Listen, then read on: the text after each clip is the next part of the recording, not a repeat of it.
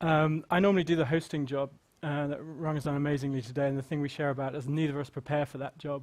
That's why we do the hosting job. I'm now stood here doing a talk without really preparing that much for it. So it'll be interesting to see how you can do this for 10 minutes or so. It means I can condense the time because I understand we're a bit late.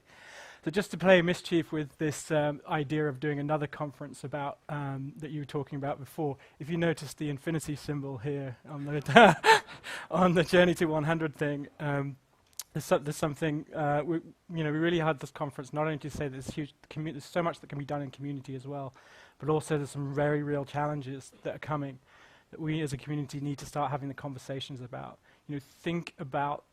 I did a talk like this 3 years ago, and I opened the talk and I did a minute's silence for everyone, and I had the words "you are going to die" on the back thing, and I made everyone sit in the uncomfortable silence of that. I think what may be even more terrifying is I put up the words "you may not die" on the screen. This is something very real that we're going to face as a society, but you think about the pension liabilities, how we're going to need community in different ways to actually navigate through some of this future. So that's really what the Dandelion Foundation was set up for, was to prepare the world for this onslaught of new ideas, new approaches of it, some of it ancient wisdom, but some of it very real and transformative, and understanding that all of this requires community to get through. So a little bit of my story, because I've made everyone else do it. I think this plagued, I think my parents are in the room, every single school report I ever had. I don't know how many of you have had similar similar things. Has the potential, but must try harder. And she showed me a big pile of them the other day. I'm actually really proud of those now. This kind of, I'm trying to summarize some of my youth, and these three memes were going on all the time when I was growing up, and they made no sense to me, really. I think for a number of reasons. My dad left school at 14 as a dyslexic and became very successful.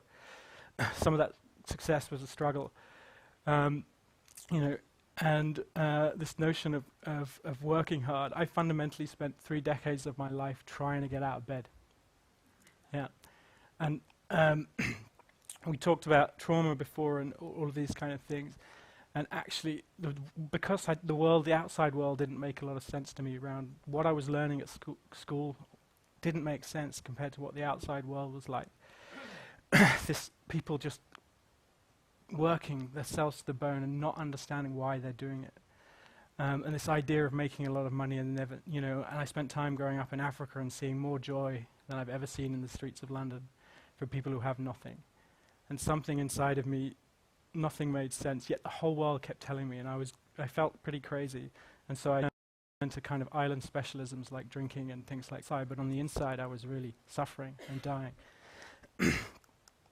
As the kind of Mark Twain quote, we talked a lot about purpose, and the two most important days in your life are the day you were born and the day you find out why. And I remember I think it's 2010, I read a book called The 4-Hour Workweek, and suddenly I understood that laziness and working less could change people. That book has actually gone on to change millions of lives in some way.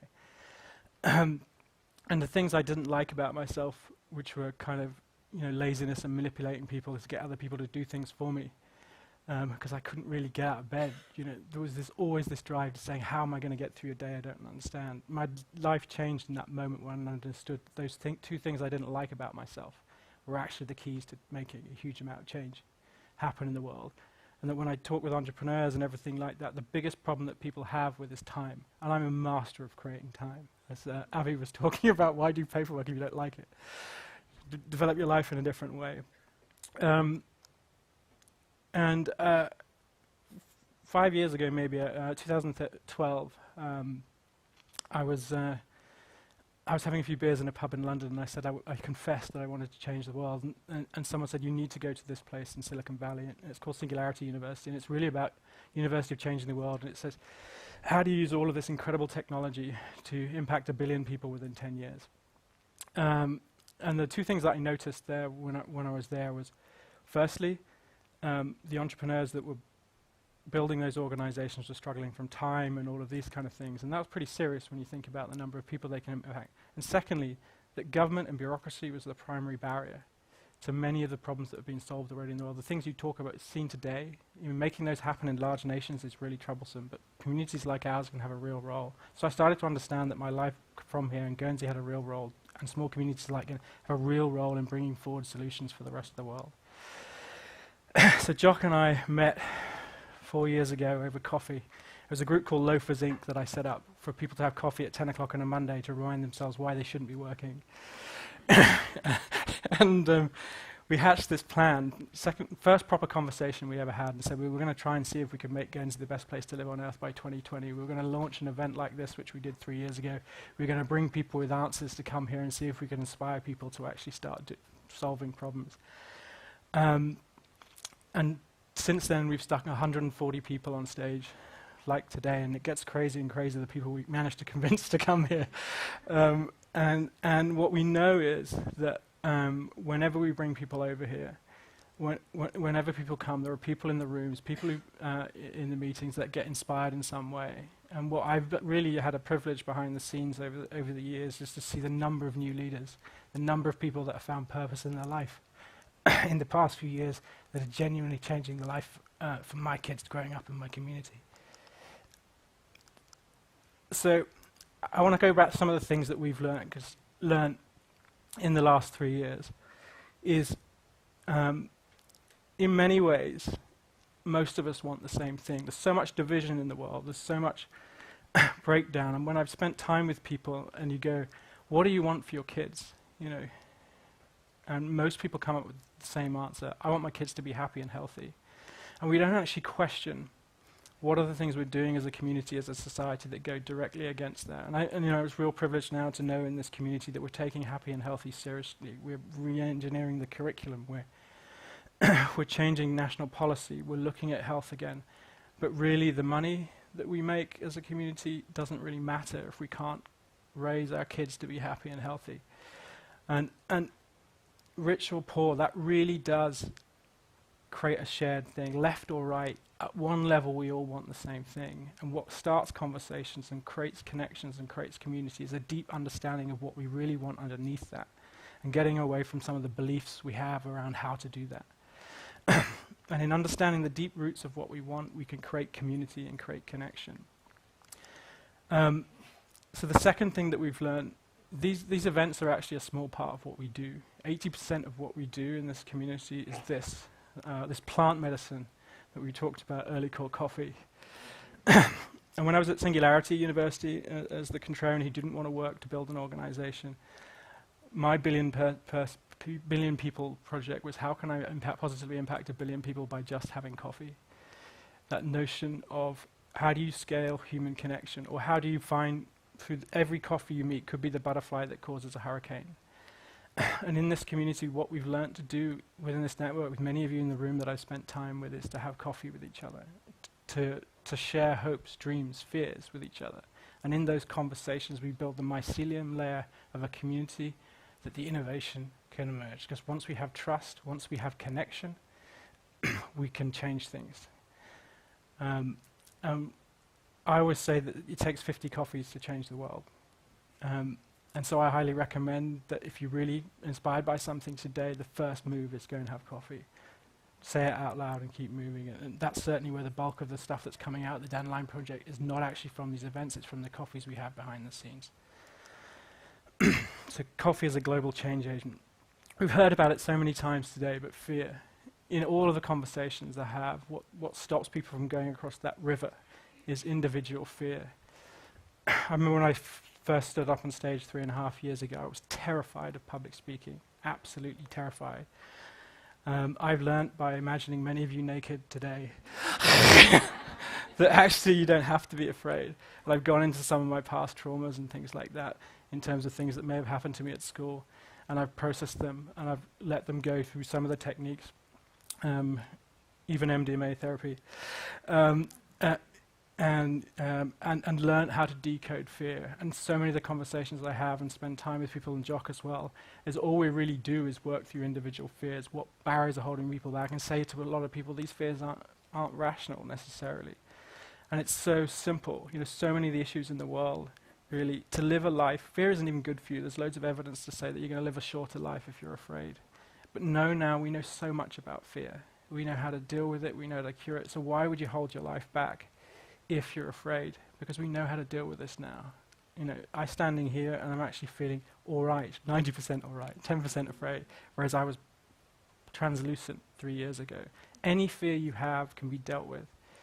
And so much of this community is people stepping beyond fear. You know, Gavin talking last year about making Guernsey the happiest and healthiest country in the world by 2026. Believe me, he was terrified saying that out loud in this community. When Jock and I stood up wanting to make Guernsey the best place to live on earth by 2020, you can imagine what was going on in my brain, thinking, I grew up in this place, they're going to think I'm mad, they're going crazy.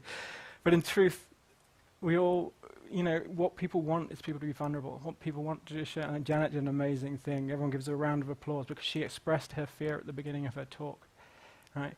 And we all want to know people are human. All you have to do is tell people you're afraid and you suddenly get people around you. We all have this thing, and so much of the world is... I know the ideas in this room. I know the ideas that people have, and many people haven't stepped outside and actually achieved what they can achieve because they're afraid. Well, walking through fear is a skill. And we've learned that people can learn how to walk through that. I've learned how to walk through it. And kind of one of the final things is about community change and activism. I really see this, we've learned it's a martial art, not boxing.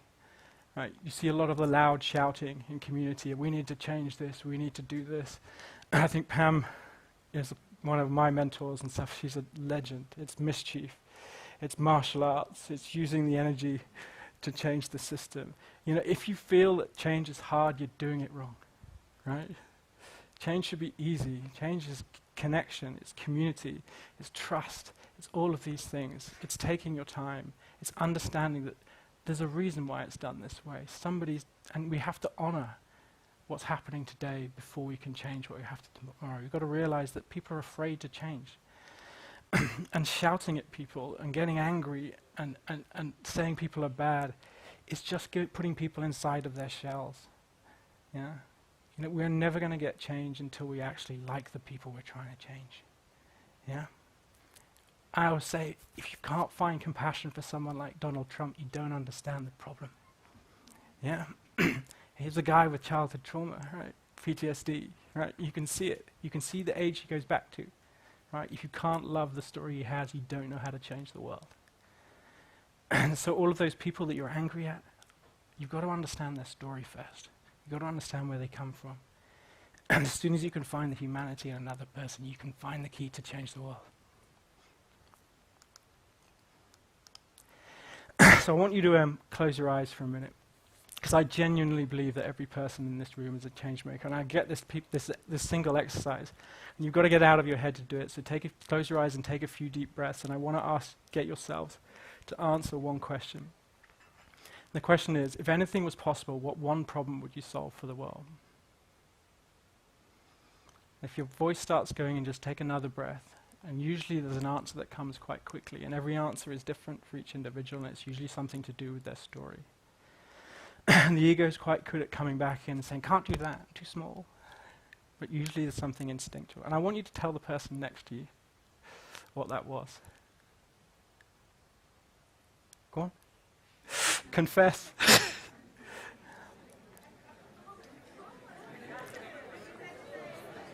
And those of you at home, write it down.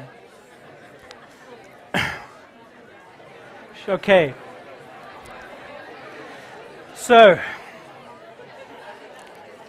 as we haven't got much. So as I suggested earlier, you've confessed it now to the world. And really it is as simple as going out and having 50 coffees or saying on social media, because I guarantee you in this community there are a few other people that will want to choose the same thing, that are interested in the same solution, and that all of the ideas happen to be out in the world already from people like Liz and other stuff. Any problem in the world, that's what I learned from Singularity University, is I threw away my notebook day 3, I said, I get it. Anything is possible, right? We live in that paradigm, and it's not, Liz is a mum that just wanted to solve a problem. You guys, anybody can solve anything right now. And it comes from, first of all, confessing it to yourself. Second of all, confessing it to those around you, to find other people that want to do the same thing in community. And thirdly, just having coffee and getting on with it, right? So finally, I love this tourist slogan of Guernsey, which is the great things happen in Guernsey line. And it's amused me for a long time, knowing what's coming here in this community. And I love this thing about this island. I mean, I really feel, and this is to get all these speakers over here. My selling pitch is come to a beautiful island and change the world, right? And it really is, and I'm amazed how many people come over here for nothing, no money or anything, and just sold by the dream of what this amazing community could achieve for the world. I'm in awe of everybody that lives here. I'm in awe of the potential of this community, and I can't wait to see after this event what you all do in the world. And if you feel afraid, then come and have coffee with me and we'll deal with it. So thank you all for showing up today. Thank you, all of you, for all you do. We really need as much help in this mission. It is a mission of life and death, right? We can all really put Guernsey on the map, but also provide a North Star for the rest of the world to do something incredible. All of the issues that we have in the world are solvable in our lifetime, and they're solvable by the people in this room. So, enjoy the rest of your life.